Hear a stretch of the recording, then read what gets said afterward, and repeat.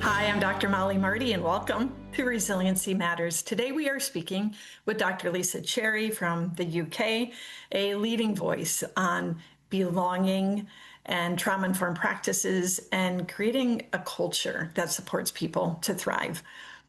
Lisa has been on this show before, and we have so much more to talk about because since then she has faced a life-threatening illness that has only amplified her mission to help people create these environments where people feel seen and they belong and they can thrive, right? Build that resilience. And so welcome, Lisa, a fellow researcher and friend, dear friend. Hi, Molly. So you stand powerfully, I think, at that intersection of being a researcher and having that lived experience. You didn't learn what you know about resilience simply from sitting in a lecture hall at Oxford University, where you did earn your PhD, but going way back to your experience as a teenager in the UK care system. What would that 16-year-old who was navigating that system want us to know or understand today? Wow, you've gone straight in for quite a serious question there. Not least because I suppose I feel a very long way away from that 16-year-old. But when I am given the opportunity, as you have just done, for me to bring her into the room with us, you know, she was a bit of a force for nature too, right? A force of nature.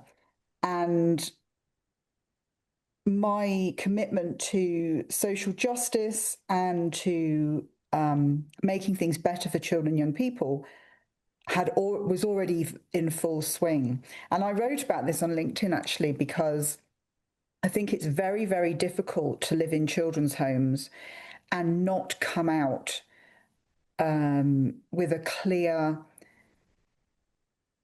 goal of wanting to make a difference and of social inequity and social injustice. It's kind of like the hidden curriculum of the care system. And I think that what I would say is that despite all of the things that happened to me, I have been able to become the person that I was meant to become. And I think, unfortunately, there are lots of people who are not able to do that for lots of reasons, because of inequity, because of social injustices, because the right people at the right time don't coincide with the moment where you think, I don't want this anymore, I want things to be different. There are lots of reasons that are not about some kind of personal failing. But I feel, and I've said to you 100 times, and I've said it to you today, I feel like the luckiest girl in the world because for whatever reason, the person that I am intersected with opportunity and people all at the same time, which paved out a path for me for which I will be grateful forever. Let's drill down into that a bit because we share a mission to help people understand that resilience is not an individual trait. Talk about a framing that is not only more humane, but also more accurate from the research. Yeah, I mean, the greatest tragedy of living in societies that are incredibly individualistic is that what happens to us then also becomes individualized. Services and systems that are designed to help us um, become places that are blaming and shaming and focus on the person and problematize the person. Whereas, and resilience is part of that story of individualization. People who work in the services have the same experience. You're just not trying hard enough. You're just not working hard enough. You're just not taking care of yourself hard enough.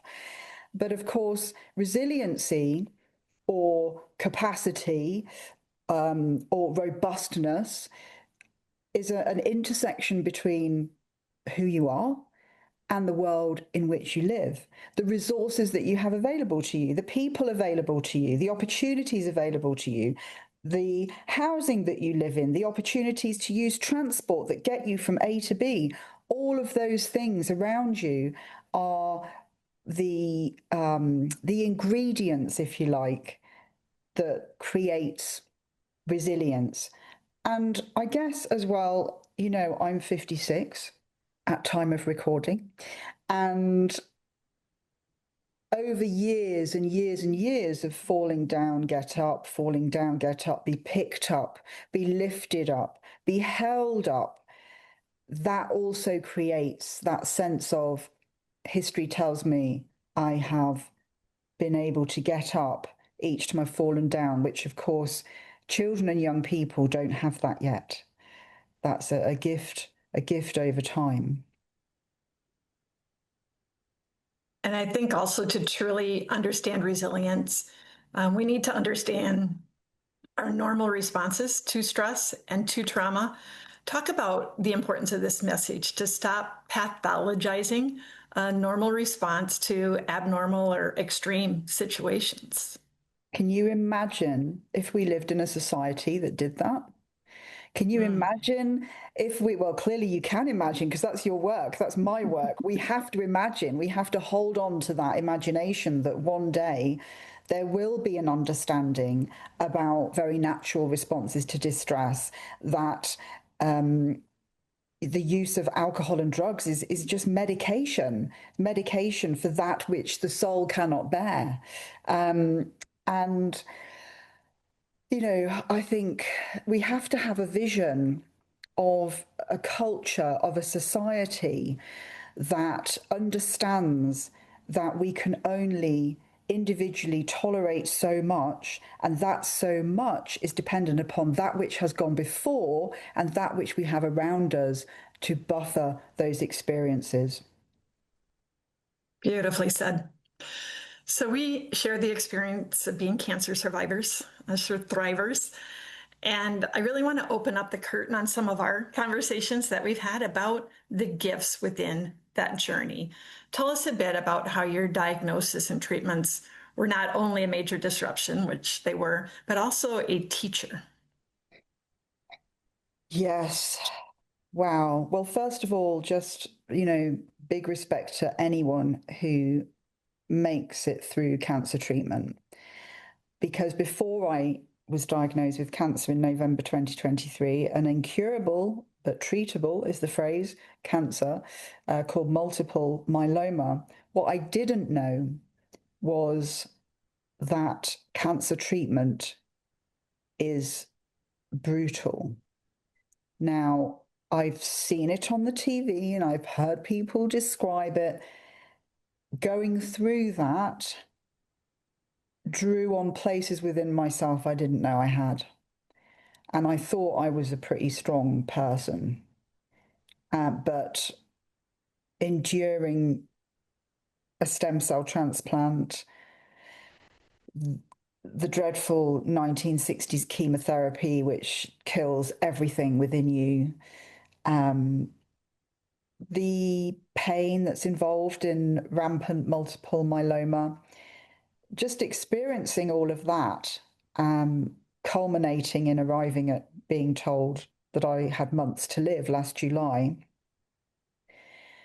was something else. And if I had made it to death, then I would never have known a whole range of things because, of course, I was put onto a clinical trial.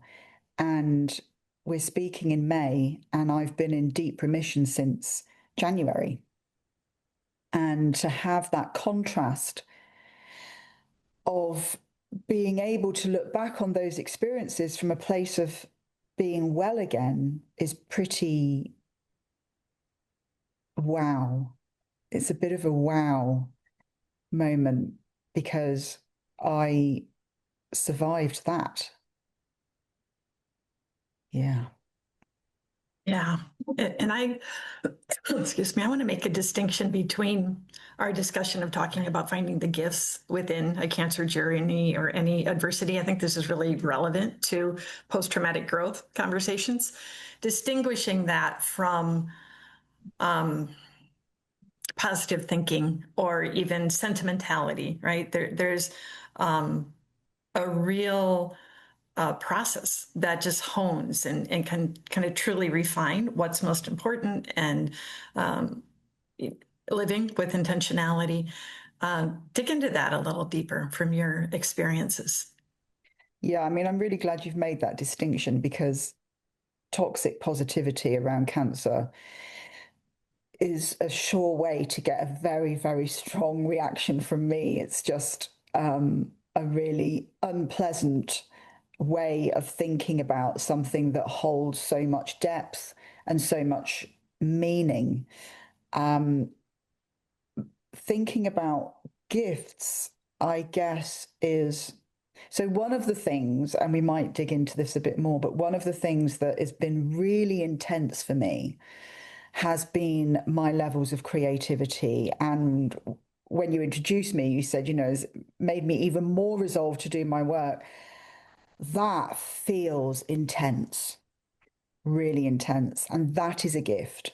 That has been a gift. And I don't know if it's just that cancer has crystallized that for me, or if it's that sense of I don't have very long, I don't know how long I've got, because at some point the trial will stop working and then we'll be back to square one.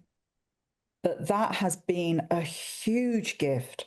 I literally, it's the creativity. It's, I don't know. Do you find that you're more creative since I mean, we had very different cancers, very different cancer journeys as well. But I just wonder, did you feel that kind of really intense creativity? Absolutely. One of the things I want to make sure we get to is our children's books that we released, about the same time. So creativity in all different forms, and it took me different places. I think what I've experienced the most is that clarity. You and I in our, 3 or 4 hour breakfasts when we get together, use that analogy of walking into a room where the noise has fallen away, the nonsense of life has fallen away. And I think that's a really helpful conversation to have for our listeners and viewers. I was recently talking to a friend who walked the El Camino de Santiago, which I also have walked and done a long pilgrimage where all you need to do is get up, walk yourself from point A to point B, get some sleep, and do it again, right? A lot of that falls away except the nature and the crunch of your footsteps on the ground. And so whether it's an intentional choice or something that arrives on your doorstep, like cancer, talk about how you stay in that room, because the world is clamoring to say, come on out, join the noise. This is the real world, where you are with that peace and clarity. So there's so many temptations, I think, to get sucked right out of that room. And I'm seeing you live very intentionally to stay in there. And I would say that was my experience or greatest challenge. So does that bring up anything for you? Yeah, just that it's really important for me to hold on to my comfort with dying, that whatever happens, I have lived a beautiful life that has been full. And I don't want to forget that. That feels a really important way of not being drawn back into that room. Absolutely. And when you say, I'm the luckiest girl in the world, right? That is a way to hold on to that. It's really beautiful. All right. We will get to our children's books when we come back. So stay tuned.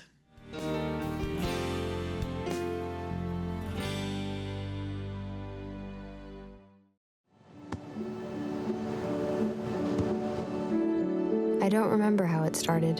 Go to that. Our back and forth.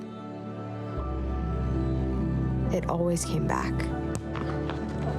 Dad! You probably don't remember what you told me, That was perfect. but I heard every word.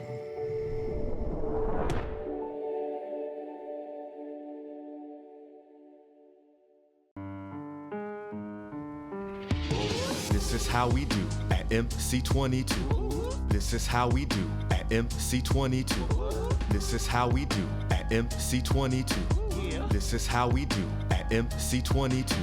Providing you entertainment when you're bored out of your mind on our channel or the Plus and online anytime. From the Quad Squad to the Spirit Lakes team, we bring your local action straight to your screen. This is how we do at MC22.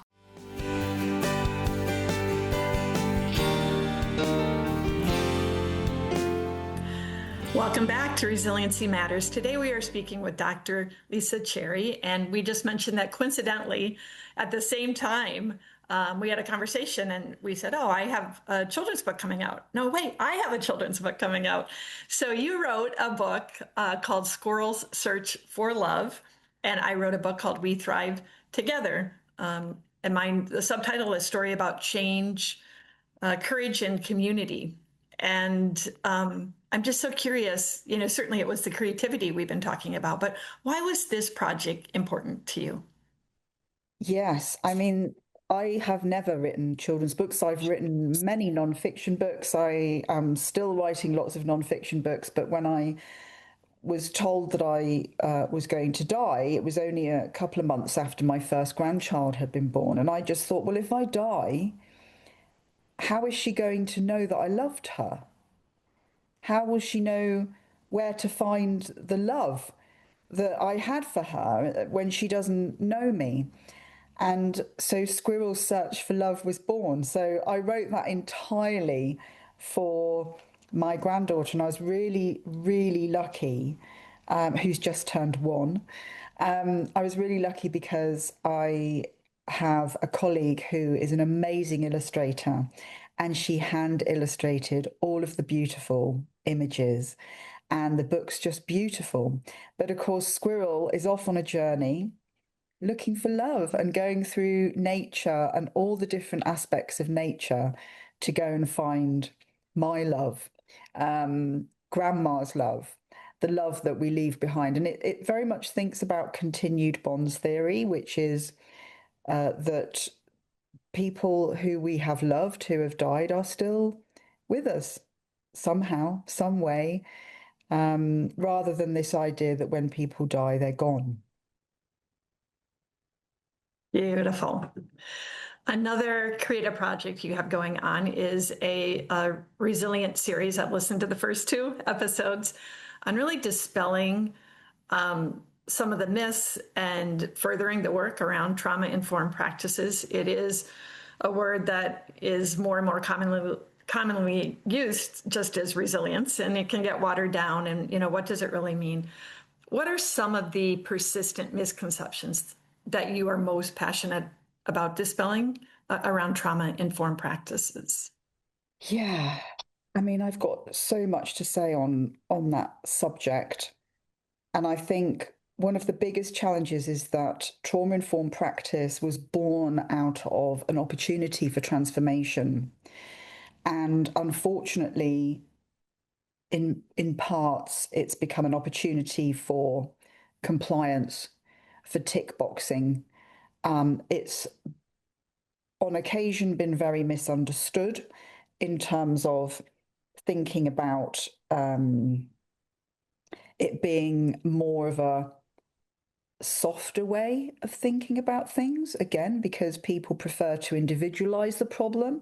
Because if we think about trauma properly, we cannot get away from historic trauma. We can't get away from racial trauma. We can't get away from structural harm. We can't get away from inequity.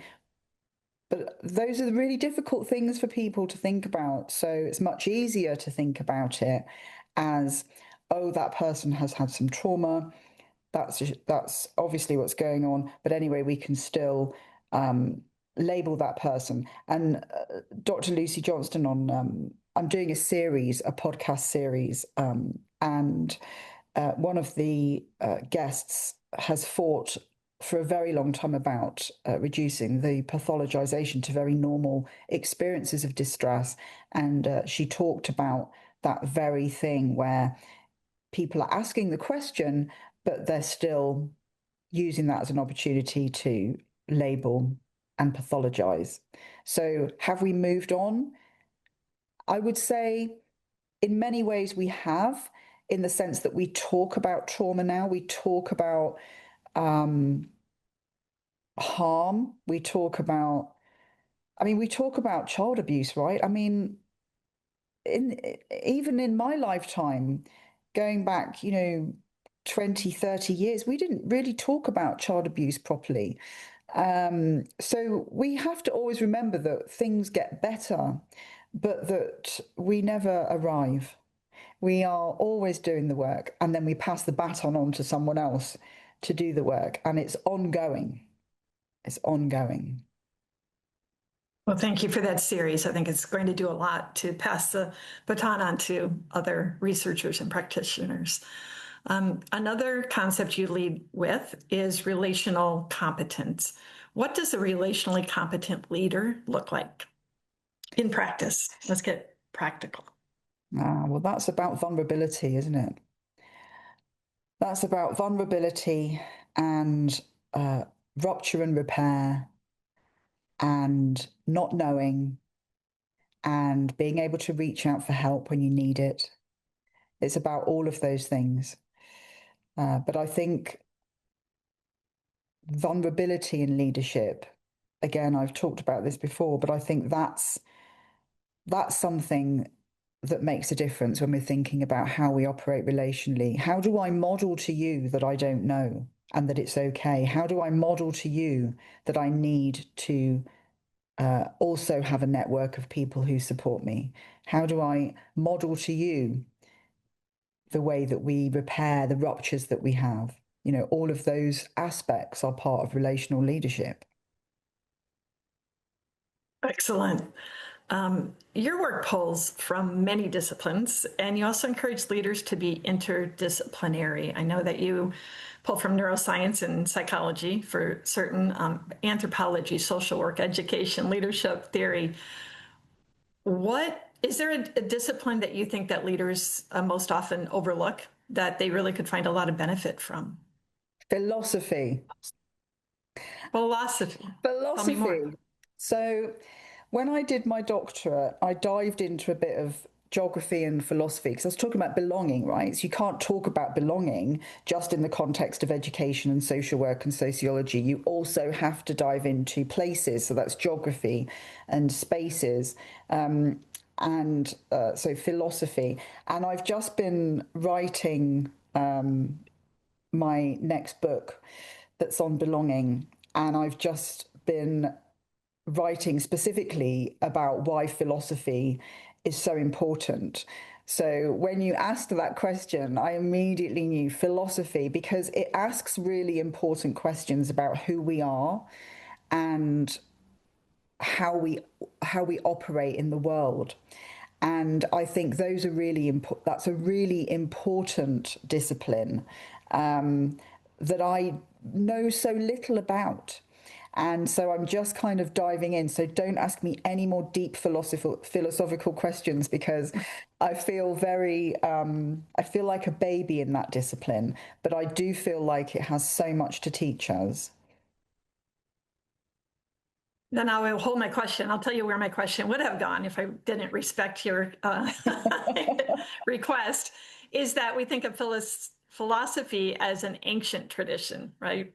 Plato and Socrates, and my mind goes to what's the research? What are the current workings of philosophy that can inform leadership and just being a better human being? And I know there are modern philosophers, but again, I don't know the field, so that's where I'm really interested in where you take that. Yeah, so I would just be really anxious about philosophers listening. But I guess because my research always has a phenomenological aspect to it, because I'm interested in how people make sense and make meaning of the world. And then I'm interested in how I make sense of how they make sense. Then that is underpinned by philosophical traditions. But I was reading very much around Heidegger for my research, but also for this latest book. But these are kind of giant thinkers, if you like. And there are some thinkers that have been explored so much that it gets quite culty, and I don't want to be pulled up by the very culty philosophers saying that I'd misunderstood what Heidegger had brought to the table around belonging. Do a brilliant job. I believe that. So one thing you say, and I want to share this with our listeners, systems do not change until people do. This is an important part. And people do not change until they feel safe enough, connected enough, and valued enough to imagine something different. Tell us more. Yes. We talk about systems as though there's something over there, don't we? Like, oh, it's the system. Oh, the system's flawed. And I get that. I do it myself. We need to change the system. And we do need to change the system. But actually, the system is full of people, and it's people who change systems. And what we really need is to have good relationships between the people within the system and then also the people who lead those systems, and then the policymakers, because that's where things get all very, very tangled up. And people who are amazing end up being very restrained, feeling very trapped and very stuck in systems that are not safe. They're not safe to do, they're not safe to receive.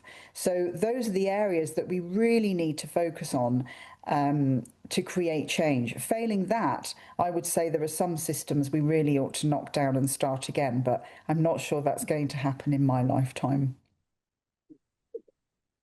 And there's less we can do about that. There's some things we can do, right? But I find it, and we have these conversations. How do we pull it back to today? How do we pull it back to the person right in front of me that we can help? So any final words of wisdom on nurturing the type of high quality relationships that truly support people with that sense of belonging and allowing them to learn and grow and thrive?